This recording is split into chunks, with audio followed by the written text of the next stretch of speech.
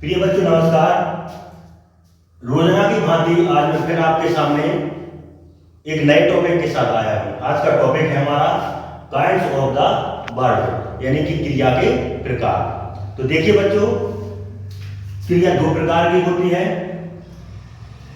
जो है ट्रांजिटिव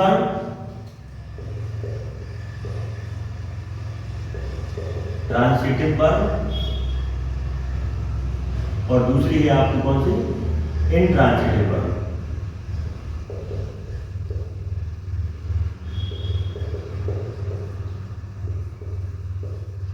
पहली प्रकार की कौन सी, ट्रांजिटिव वर्ब, और दूसरी है इंट्रांजिटिव वर्ब। ट्रांजिटिव वर्ब को कहते हैं हम साकर्मक क्रिया,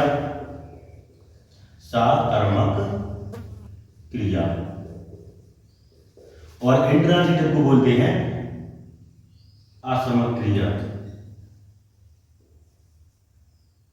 आकर्मक क्रिया। ठीक है, इनको हम एक एक करके देखेंगे। तो पहले हम हेडिंग डालें कौन से आपके, ट्रांजिटिव वर्ब यानी कि साकर्मक क्रिया। Number 1 transitive verb.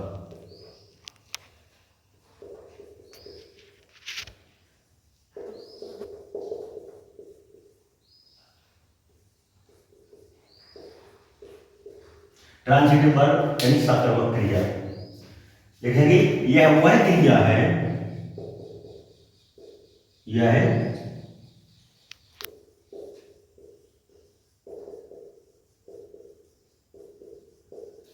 वह क्रिया है जिसका कर्म दिया होता है, जिसका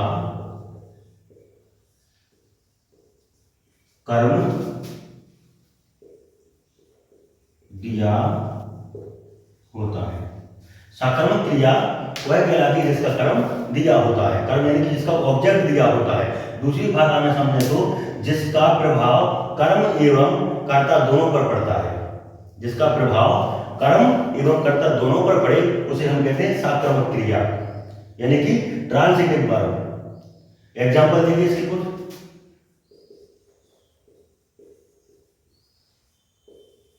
एग्जांपल नंबर 1, जैसे कि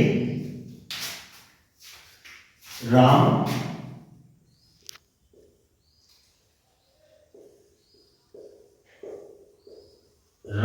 रीड्स ए बुक। एग्जाम्पल है हमारा Ram reads a book. Ram किताब पढ़ता है, राम किताब पढ़ता है। राम क्या पढ़ता है, राम क्या पढ़ता है, आंसर हमें मिलेगा किताब पढ़ता है। यानी कि क्या, किसको, किसे, इसका जवाब यदि हमारा ऑब्जेक्ट के रूप में हो तो उसे हम ट्रांजिटिव वर्ब बोलेंगे। जैसे आप क्वेश्चन उठता है राम क्या पढ़ता है, तो राम किताब पढ़ता है। राम क्या पढ़ता है, बुक पढ़ता है। तो हमारा आंसर क्या का आंसर क्या मिला, बुक मिला है। यह परिभाषा है सीधी सीधी, जब क्या, किसको और किसे का आंसर हमारा कर्म के रूप में मिले तो उसे हम ट्रांजिटिव वर्ब कहते हैं। अगला देखें, रीना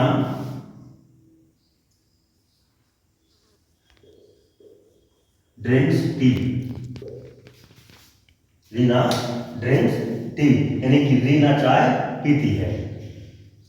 रीना चाय पीती है। रीना क्या पीती है, रीना क्या पीते हैं, तो आंसर मिलेगा रीना चाय पीती। यानी कि उत्तर आंसर हमारा ऑब्जेक्ट के रूप में मिला है। जहां पर कर्ता जो पूछेगा उसका उत्तर हमारा ऑब्जेक्ट के रूप में मिले उसे हम ट्रांजिटिव वर्ब कहते हैं। यहाँ हो रहा है रीना क्या पीती है, रीना चाय पीती है। उत्तर हमारा ऑब्जेक्ट के रूप में चाय प्राप्त होगा, इसलिए कौन सी वर्ब हो गई, ट्रांजिटिव वर्ब होगी। अगली देखेंगे, अगला है आपकी इंट्रांजिटिव वर्ब।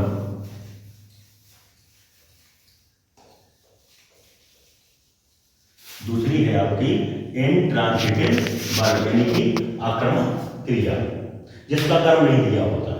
परिभाषा लिखें, वह क्रिया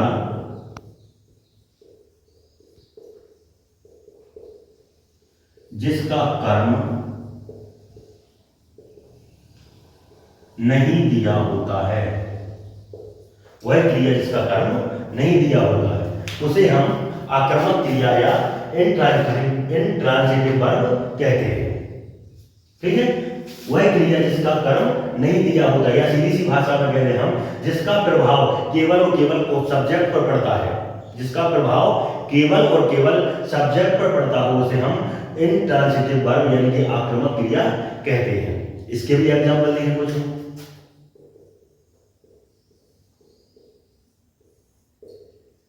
एग्जाम्पल देखें, ही